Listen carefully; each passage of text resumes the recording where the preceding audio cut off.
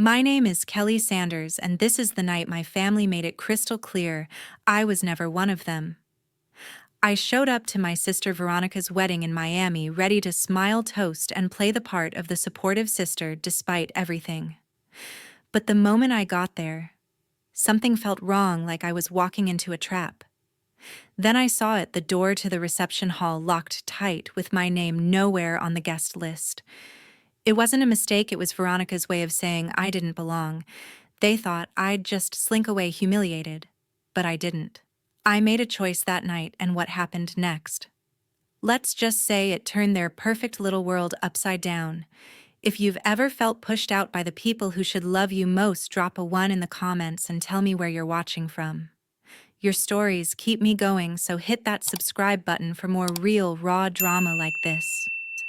I pulled into the parking lot of the Ocean Breeze Resort in Miami, my hands gripping the wheel so tight my knuckles turned white. The place screamed money, palm trees swaying under fairy lights, a marble fountain gurgling in the courtyard, and a glass-walled reception hall that probably cost more than my yearly rent. Veronica's wedding was a big deal, and I'd driven 3 hours from Tampa to be here to play the good sister, to pretend we were a normal family. But the knot in my stomach told me I was kidding myself. I stepped out of my car, smoothing my emerald green dress, nothing flashy, just elegant enough to blend in.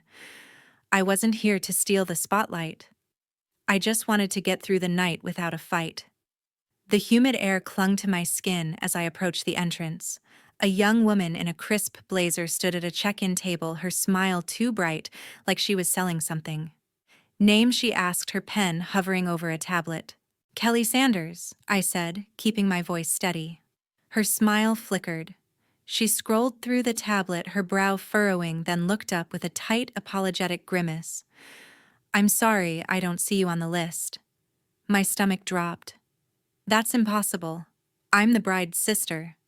She tapped the screen again, slower this time, like she was hoping the name would magically appear. I'm really sorry, ma'am. There's no Kelly Sanders here. I forced a laugh, though my chest tightened. There's gotta be a mix-up. Can you check again? She did, her fingers moving faster now, but the result was the same. I don't have you listed. Maybe you could call someone. The bride, or I cut her off, pulling out my phone. Yeah, I'll call my mom. My hands shook as I dialed Marjorie Sanders, my mother, who'd sent me a half-hearted text 2 days ago, wedding Saturday. Be there by 6. No warmth, no excitement, just an order. The phone rang twice before she picked up. Kelly, what is it? Marjorie's voice was sharp, distracted, like I'd interrupted something important. I'm at the check-in and they say I'm not on the guest list, I said, trying to keep my tone light. Can you sort this out? A long pause, then a sigh. Oh, Kelly, don't make a fuss. I'm sure it's just a glitch. Wait there, I'll send someone. Mom, I'm literally standing outside. Kelly, we're busy. Just wait. The line went dead. I stared at my phone, the sting of her words sinking in. Not even a minute to care that her own daughter was locked out of her sister's wedding. I glanced at the check-in woman who was pretending to be busy with her tablet, her pity practically radiating. I hated that look. I'd seen it my whole life, from teachers, neighbors, even my own family. Poor Kelly, always second best. Before I could decide what to do, I heard heels clicking on the pavement. Veronica Sanders, my sister, glided toward me in a cream silk dress that probably cost $1,000, her blonde hair swept into a perfect updo. She looked like a magazine cover, all poise and polish. But her smile, sharp, calculated, told me everything I needed to know. Kelly, what's the problem? Veronica asked, her voice dripping with fake concern. They say I'm not on the list, I said, meeting her gaze. You know anything about that? Her eyes widened, all innocence. Oh no, that's awful, must be a mistake.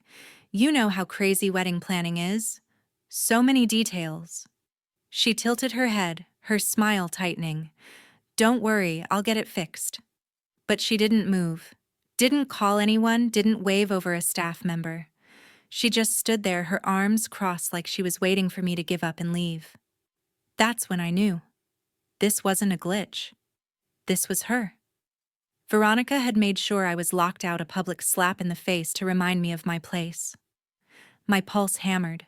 I wanted to scream, to call her out right there, but I swallowed it down. Fine, I said, my voice low. I'll figure it out. Veronica's smile widened like she'd won. Good. Don't make a scene, okay? It's my day. She turned and sashayed back toward the reception hall, her dress catching the light as she disappeared through the glass doors. I stood frozen, the humid air pressing against me. The fairy lights blurred in my vision, and for a moment I considered getting back in my car and driving home. Let them have their perfect wedding without me. But something stopped me. Maybe pride, maybe anger. I wasn't going to let Veronica win that easily. I pulled out my phone again and texted Wendy Larson, my best friend, who worked as an event coordinator at the resort. I'm locked out of Veronica's wedding. Not on the list. Can you help? Her reply came in seconds. Are you kidding me? Meet me at the side entrance. I'll get you in. I slipped around the building, my heels sinking into the soft grass. The side entrance was tucked behind a row of hibiscus bushes, out of sight from the main crowd. Wendy was already there, her dark hair pulled into a messy bun, her event staff badge clipped to her black blazer. She took one look at my face and shook her head. Your sister's a piece of work, Kelly. Come on. She swiped her keycard and the door clicked open. I owe you, I said, stepping inside. You owe me a drink. Wendy shot back, her grin fading as she glanced toward the reception hall. Be careful in there. I've heard Veronica talking to the planners. She's got this place on lockdown. I nodded, my throat tight. Wendy's warning only confirmed what I already knew. Veronica wasn't just careless. She was cruel. The hallway led to the main reception area where laughter and music spilled out. I straightened my shoulders and walked toward the glass doors, bracing myself. I wasn't supposed to be here, but I was. And I wasn't leaving until I faced them all. Inside the room was a sea of elegant crystal chandeliers, white roses on every table, and a dance floor already buzzing with guests. I scanned the seating chart near the entrance, my heart sinking as I read the names. Marjorie and Philip Sanders. My parents were at the head table with Veronica and Ryan Kennedy, her groom. Veronica's friends, Ryan's cousins, even his old college roommate's girlfriend, they all had seats in the main hall. My name, nowhere. I spotted Marjorie across the room, fussing over Veronica's veil, her face glowing with pride. Philip stood nearby, sipping a drink, his usual blank expression in place. I took a step toward them, my hands clenching into fists. Mom, I called, keeping my voice even. Can we talk? Marjorie barely glanced at me. Kelly, not now. We're in the middle of things. It'll take a second, I said, my jaw tight. I wasn't on the guest list. And now I see, I don't even have a seat. Marjorie sighed like I was a child throwing a tantrum. Don't be dramatic. We had to prioritize the main family. You'll find somewhere to sit. I blinked, her words cutting deeper than I expected. Main family, I'm your daughter. Veronica appeared beside Marjorie, her smile as sharp as ever. Kelly, relax. It's just a mix-up. You know how hectic this stuff gets. Her voice was all sugar, but her eyes gleamed with amusement. She was enjoying this. I turned to Philip, hoping for something, anything. Dad, you okay with this? He shifted, not meeting my eyes. It's just a seat, Kelly. Let's not ruin the night. That was it. No defense. No concern, just the same old brush-off. My chest burned, but I didn't let it show. I'd spent years swallowing their dismissals, but tonight felt different, sharper. Like a line had been drawn, and I was on the wrong side of it. Wendy's voice broke through my thoughts. She'd slipped into the hall behind me, her badge still clipped on. Kelly, you good? She whispered, her eyes darting toward Veronica. I nodded, though I wasn't sure I meant it. Yeah, I'm staying. Veronica's smile faltered just for a second. She hadn't expected that. Good. Let her squirm. I turned away from my family, my resolve hardening. If they thought I'd just fade into the background, they were about to learn how wrong they were. Wendy tugged at my arm, her voice low. Kelly, you sure you want to stay? This place is a snake pit. I nodded, though my resolve felt shaky. I'm not giving Veronica the satisfaction of seeing me run. She gave me a look, half admiration, half worry, and slipped back into the crowd, her event badge catching the light. I took a deep breath and moved deeper into the hall, weaving through guests in tailored suits and sparkling gowns. The air smelled of roses and expensive perfume, but all I could feel was the weight of being an outsider in my own family's world. My eyes drifted to the head table where Veronica sat radiant in her wedding dress, laughing with Ryan Kennedy, her groom. Ryan was all charm, dark hair, easy smile, the kind of guy who could sell you a dream and make you believe it. But something about him seemed off tonight. His laugh was too loud, his glances too quick, like he was performing for someone. I wondered if he felt it too, the cracks in Veronica's perfect facade. I found a spot near the bar, leaning against the counter to steady myself. The bartender slid a glass of water my way, and I took it, grateful for something to hold on to. My mind wandered, pulling me back to a memory I'd tried to bury. 2 years ago, I'd been at my parents' house in Tampa, helping Marjorie sort through old files on her ancient desktop. She'd stepped out to take a call, leaving me alone with the computer. I wasn't snooping, not really, but a folder labeled Veronica caught my eye. I clicked it open, expecting photos or mementos. Instead, I found emails.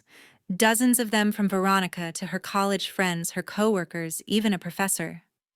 One stood out, dated 3 years back when Veronica was climbing the ladder at her marketing firm. It's all about leverage, she'd written to a colleague. You find what people want, and you use it. My boss thinks I'm his golden girl, but he's just a stepping stone. Same with my family, they'll do anything if you play the part. I'd stared at the screen, my stomach twisting.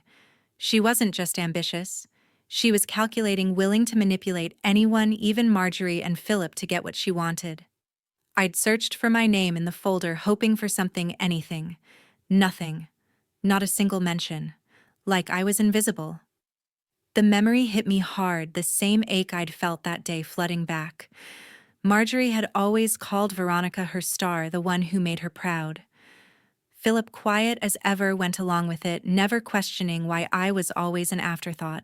I'd spent years telling myself it didn't matter, that I was fine on my own.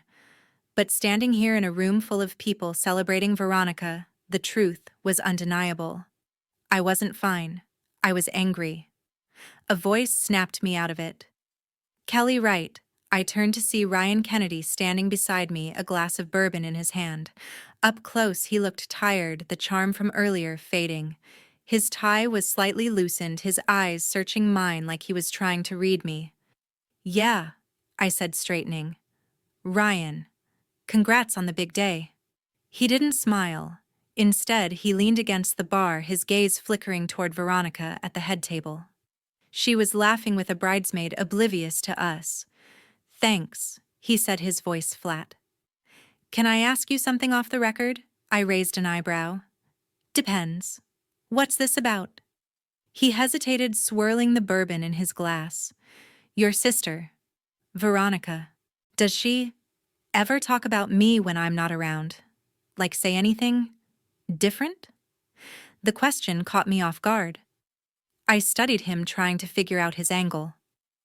Ryan wasn't the type to fish for compliments, he had too much confidence for that. This was something else. Doubt, maybe. Or fear.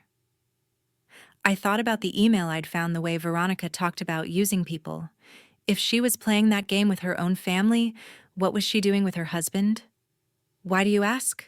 I said carefully, keeping my tone neutral. Ryan rubbed the back of his neck, glancing at Veronica again. She's been off lately.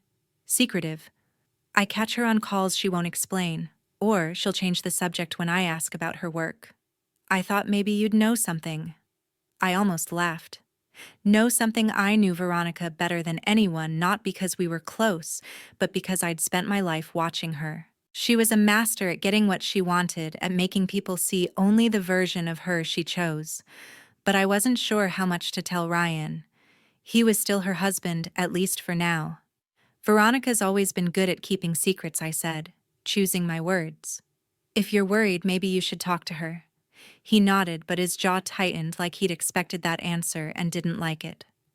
Yeah, maybe. He took a sip of his drink, then set it down hard on the counter. Thanks, Kelly. He walked away, his shoulders stiff, blending back into the crowd. I watched him go, my mind racing. Ryan's doubt was a crack in Veronica's perfect world, and I couldn't help but wonder how deep it went. Did he know something? Or was he just starting to see the real her? Before I could dwell on it, Wendy reappeared, her face tense. She pulled me aside, her voice barely above a whisper. Kelly, you're not going to believe this. I was checking the staff schedule in the office, and I overheard one of the planners talking about Veronica. She was on the phone last week going on about some plan with Ryan's money. Sounded shady as hell. My pulse quickened. What kind of plan? Wendy shook her head. I didn't catch details, they shut the door. But the planner said Veronica was laughing like it was a game. Something about securing her future before the wedding even happened. I felt a chill, the pieces starting to click. The email from years ago, Ryan's questions, now this. Veronica wasn't just manipulative, she was scheming, and Ryan was her target. I glanced at her across the room, still playing the perfect bride, her laughter cutting through the music. How many lies was she hiding behind that smile? I turned back to Wendy. Can you get me into that office? I need to know more. She hesitated, then nodded. Give me 10 minutes, I'll distract the staff. But Kelly, if you're digging into this, be careful. Veronica's not gonna like it. I know, I said, my voice steady. But I'm done playing nice.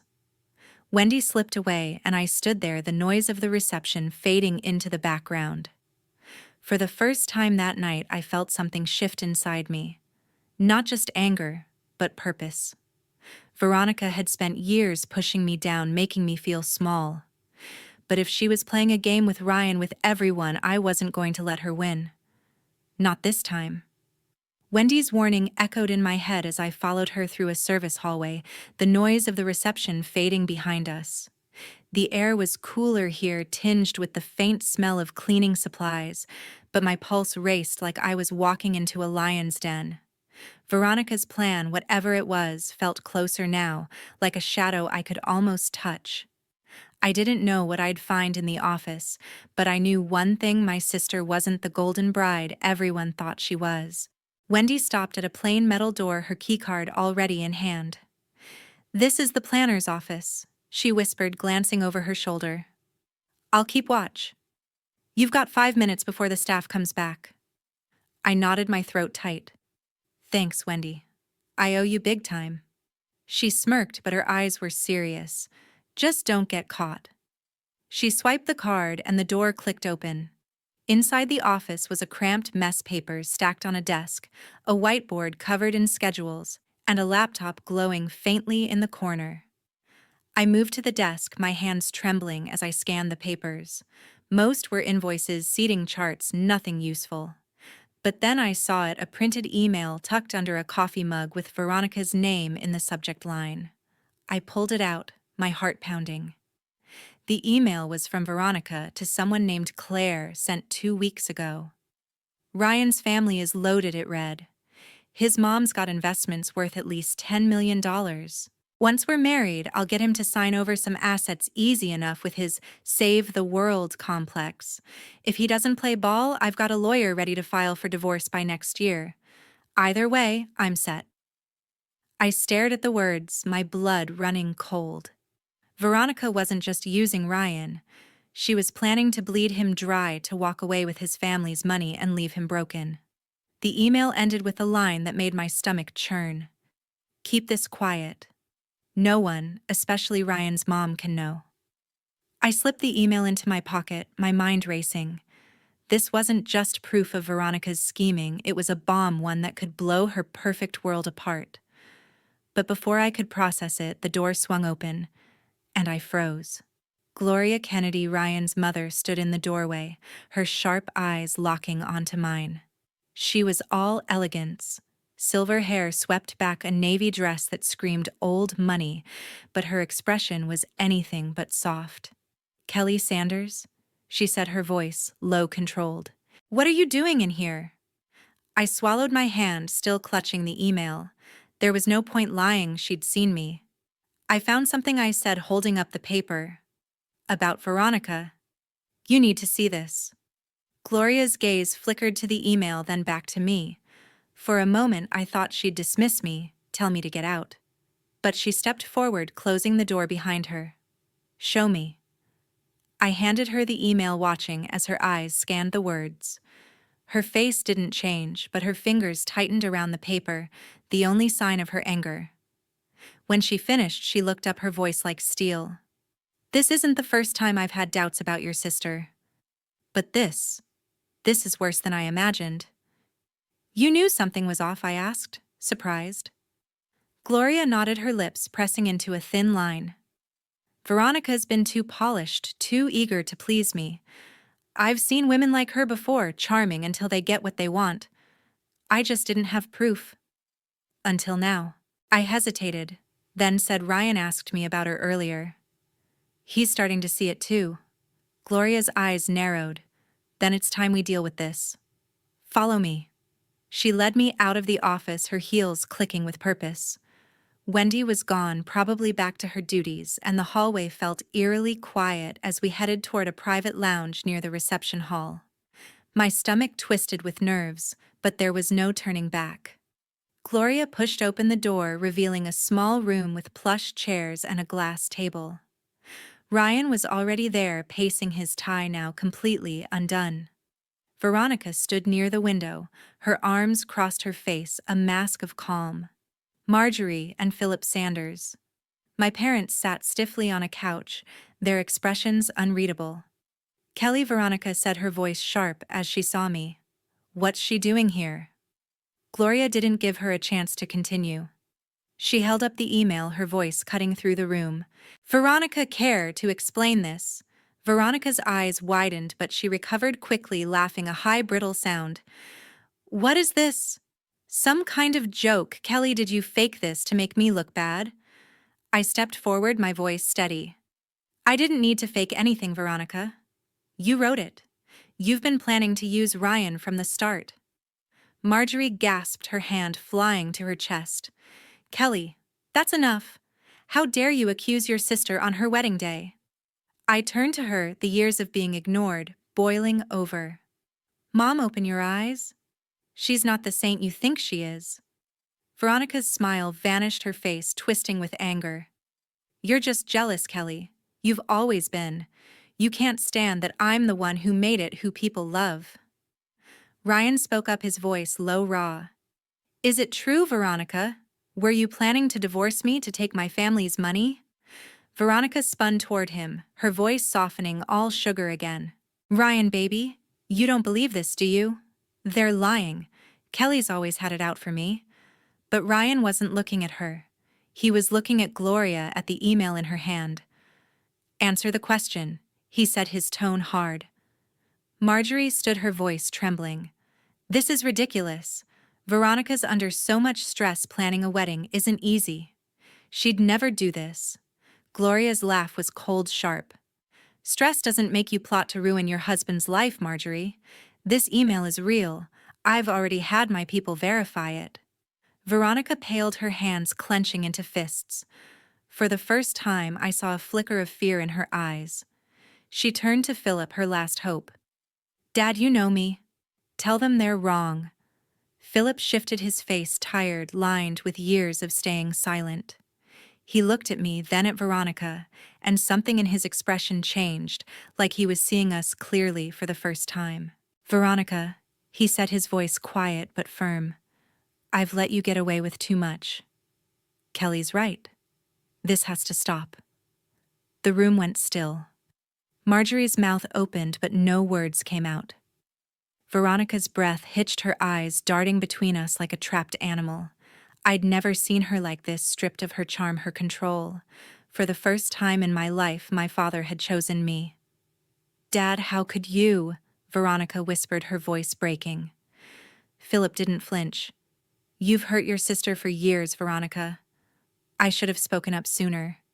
I'm speaking now." I stood there, my heart pounding, a strange mix of relief and disbelief washing over me. Philip's words weren't just an apology. They were a lifeline, something I'd never dared hope for. But I didn't let myself get lost in it. This wasn't over. Veronica wasn't the type to go down quietly. Gloria stepped forward, her voice calm but lethal. "Veronica, you've made a grave mistake underestimating this family. Ryan deserves better. And so does Kelly." Ryan's face was unreadable, but his hands were clenched, the bourbon glass long forgotten. He looked at Veronica, his voice barely above a whisper. "Was any of it real? Or was I just a paycheck to you?" Veronica's eyes filled with tears, but they didn't fall. She opened her mouth, then closed it, her composure cracking. "Ryan, I love you," she said, but the words sounded hollow, rehearsed. I took a slow breath, meeting Marjorie's gaze. She looked shattered, her hands trembling as she stared at Veronica. For once, she didn't rush to defend her. I turned to Veronica, my voice low. "You thought you could keep this up forever, didn't you? But the truth always comes out." Veronica's head snapped toward me, her eyes blazing. "You think you've won? You think this makes you better than me?" I didn't answer. I didn't need to. The email in Gloria's hand, the silence from Marjorie Phillips' words, they said enough. Veronica's world was crumbling, and she knew it. But I could see the fight in her eyes, the desperation. She wasn't done yet, and whatever came next was going to be ugly. "You're all turning on me." Veronica spat, her voice sharp, trembling with rage. She pointed at me, her manicured nail like a dagger. "This is your fault, Kelly. You've always hated me, always wanted to ruin me." I met her gaze, unflinching. "No, Veronica. You did this to yourself. You lied, you schemed, and now it's all falling apart." Her eyes blazed, but before she could fire back, Gloria stepped forward, her presence commanding the room. "Enough, Veronica," she said, her voice cold as ice. "Your words don't change the facts. This email proves you plan to manipulate my son to take his family's money and walk away. You're not a bride. You're a fraud." Veronica's breath hitched, her composure crumbling. She turned to Ryan, her voice softening, desperate. "Ryan, please. You know me. You know I love you. They're twisting everything." Ryan didn't move. His jaw was tight, his eyes fixed on the email in Gloria's hand. "You didn't answer my question," he said, his voice low, raw. "Was it ever real? Or was I just a means to an end?" Veronica's lips quivered, but she didn't answer. The silence was deafening, a confession in itself. Marjorie let out a soft whimper, her hands covering her face, but she didn't speak. Philip remained still, his gaze steady on Veronica, no longer the passive father I'd known. Gloria's voice cut through again. "You've lost, Veronica, and you're about to lose a lot more." Veronica's head snapped toward her, panic flashing in her eyes. "What's that supposed to mean?" Gloria didn't answer. Instead, she nodded at Ryan, who reached into his jacket pocket and pulled out a small stack of papers stapled at the corner. My breath caught. I didn't need to see them to know what they were. Veronica's face drained of color, her hands trembling as she stared at the documents. "Ryan, what is that?" she whispered, her voice barely audible. Ryan's expression was stone, his voice eerily calm. "Divorce papers.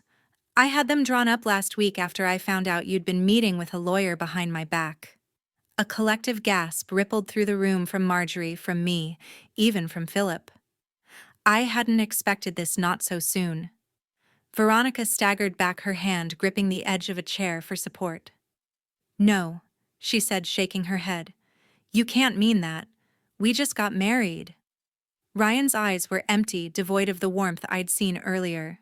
"You contacted a divorce attorney